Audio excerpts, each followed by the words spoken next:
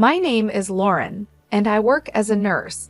My husband, Eric, is currently a full-time stay-at-home husband.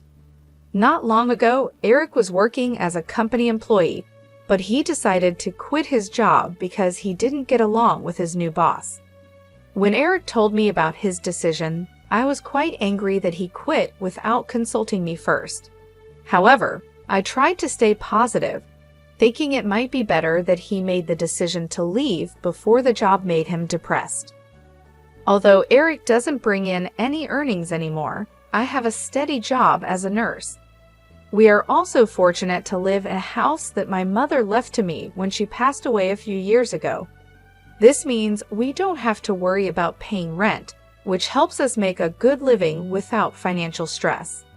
Initially, I was very anxious and stressed about Eric not working. It felt strange and unsettling to be the sole breadwinner of the family. However, over time, I noticed that Eric was doing an excellent job with the housework. He took care of all the chores, cooked meals, and made sure everything was in order. Gradually, I got used to this new arrangement and even started to enjoy our life together more. One day, I came home from work to find my sister-in-law, Melissa, visiting our home. Eric greeted me cheerfully as I walked through the door. "Welcome home, honey. Hope you had a great day at work." "Oh, I think I forgot to tell you Melissa was coming over. I'm sorry I forgot to mention it." To be honest, I was a bit upset with Eric. He spoke as if he wasn't sorry about it at all.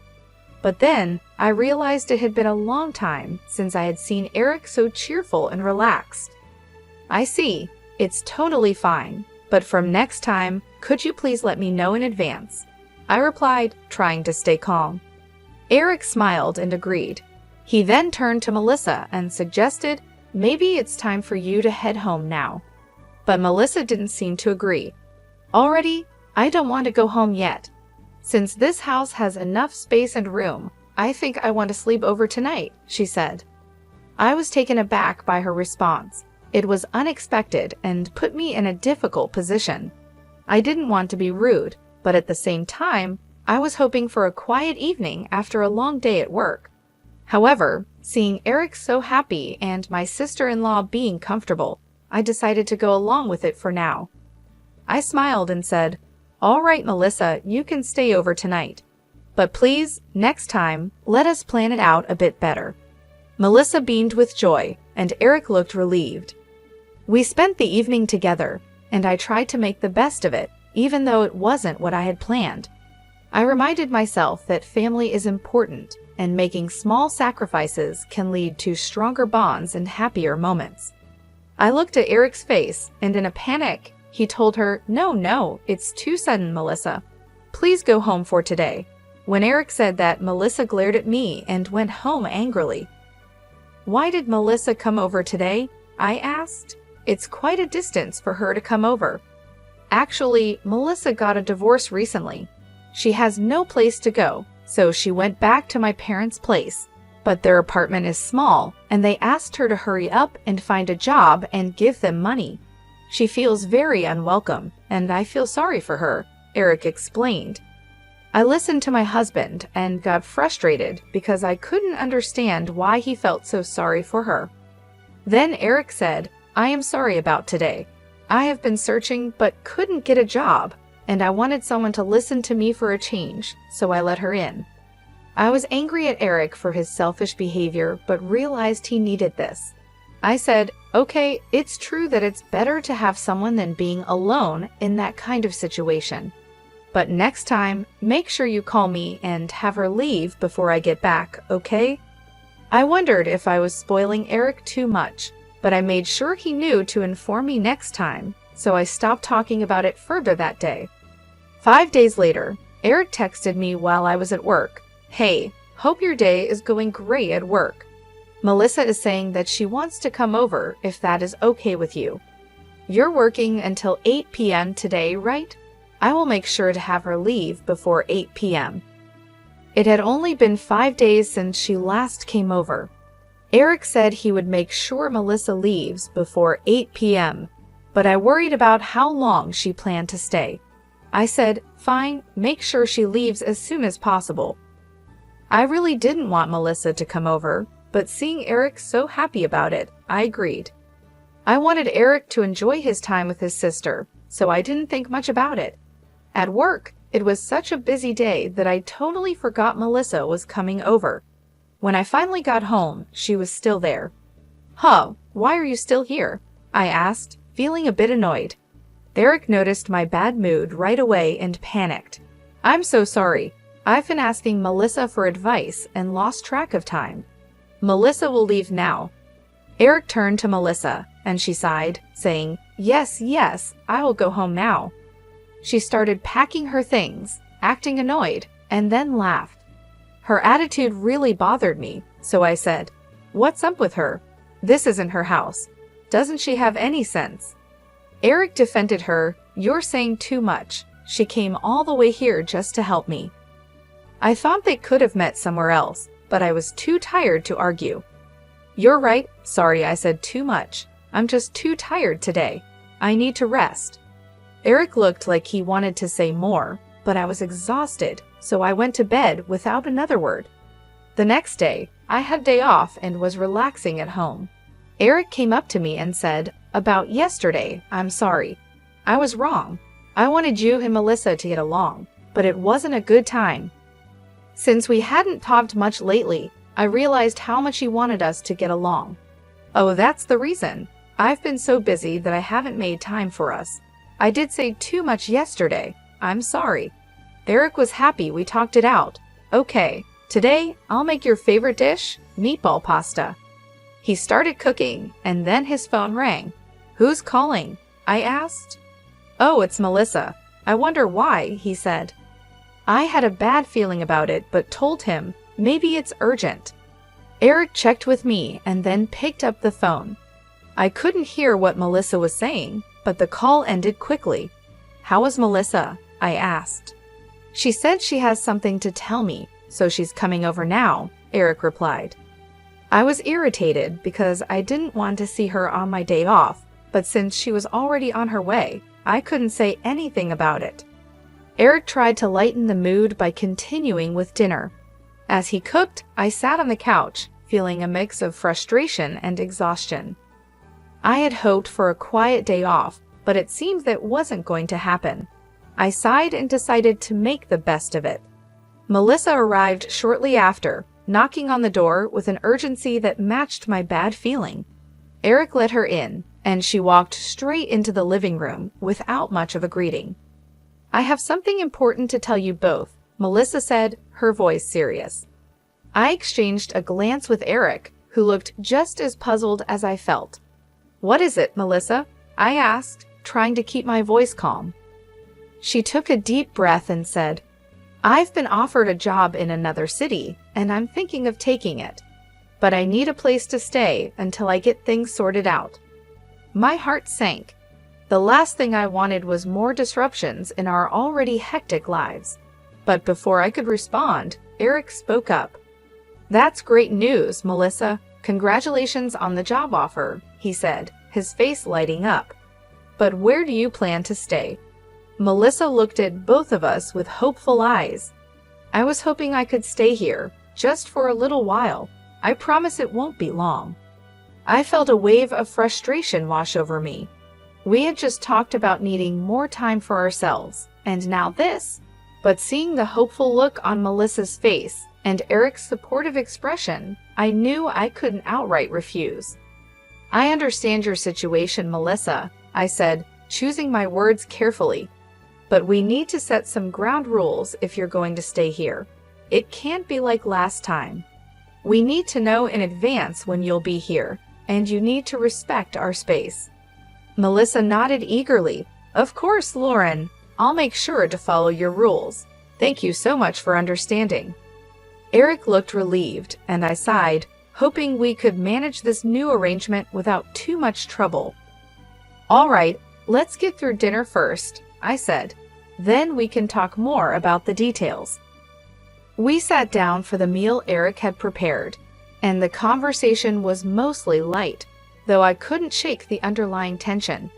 After dinner, we discussed Melissa's stay in more detail, setting clear boundaries and expectations. As I lay in bed that night, I couldn't help but feel a mix of worry and hope. I wanted to support Eric and Melissa, but I also needed to protect our space and sanity. It was going to be a delicate balance, and I hoped we could manage it without too much strain on our relationship. The days that followed were a test of patience and understanding. Melissa kept to her promise, respecting our space and giving us advance notice of her plans. Eric and I worked on communicating better, making sure to set aside time for just the two of us.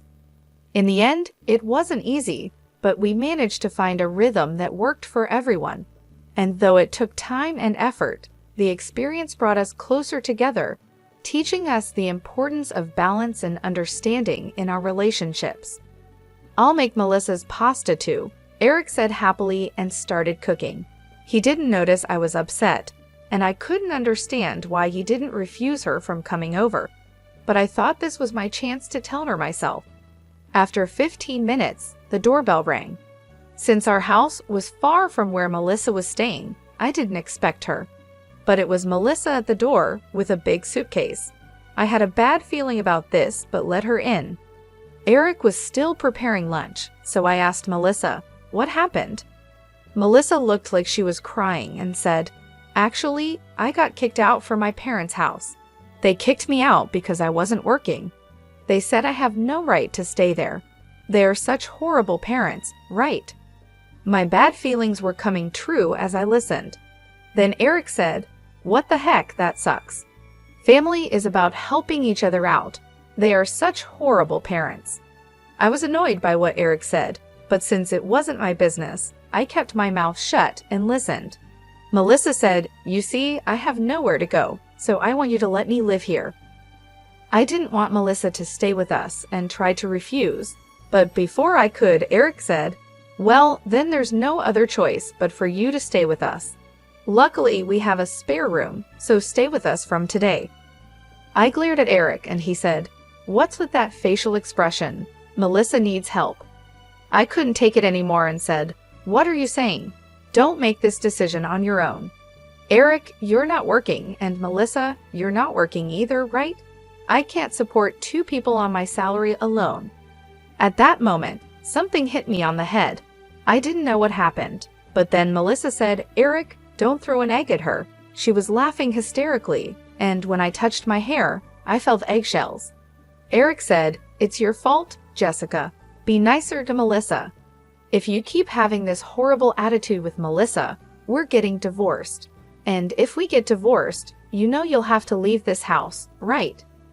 Eric looked at me triumphantly, and Melissa looked at me with satisfaction.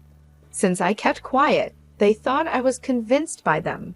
Melissa asked, "Jessica, are you ready to apologize to us? If so, then just go take a shower, and then we can eat the meatball pasta." I prepared to talk about how the three of us were going to live together. Eric happily finished preparing lunch while Melissa snickered at me and relaxed on the couch watching TV. I had something to say to both of them, but instead, I took Melissa's luggage and threw it off the balcony. They were shocked by my sudden action and yelled, "What are you doing? Are you out of your mind?" Eric panicked and told me to go get the stuff I threw out. I replied, "Why should I? This is my house. I won't allow you to do anything anymore." Eric said, "What are you saying? This is our house, as husband and wife, so it's my house too. I am letting my sister stay here." I scoffed and laughed, and he asked, "What's so funny?"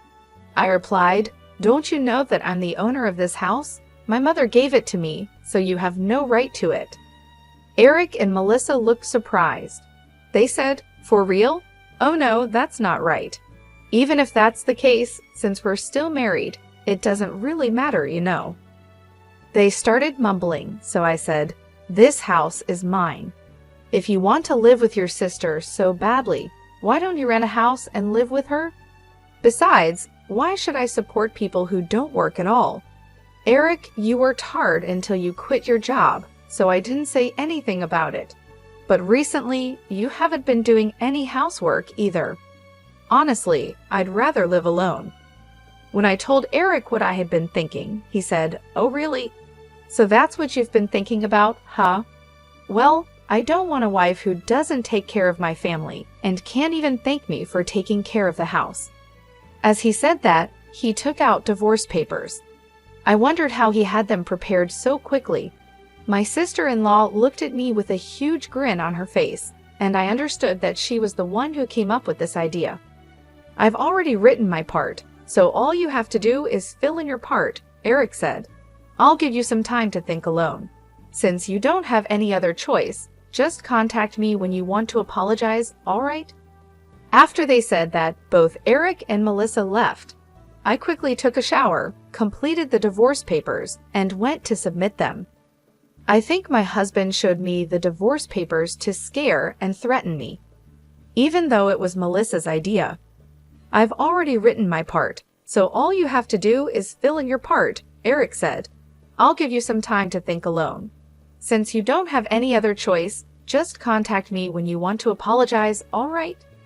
After they said that, both Eric and Melissa left. I quickly took a shower, completed the divorce papers, and went to submit them. I think my husband showed me the divorce papers to scare and threaten me. Even though it was Melissa's idea, Eric went through with it. I don't want a husband who would do such a thing to his own wife. A few days later, Eric called and asked, "Are you ready to apologize?" I was really angry.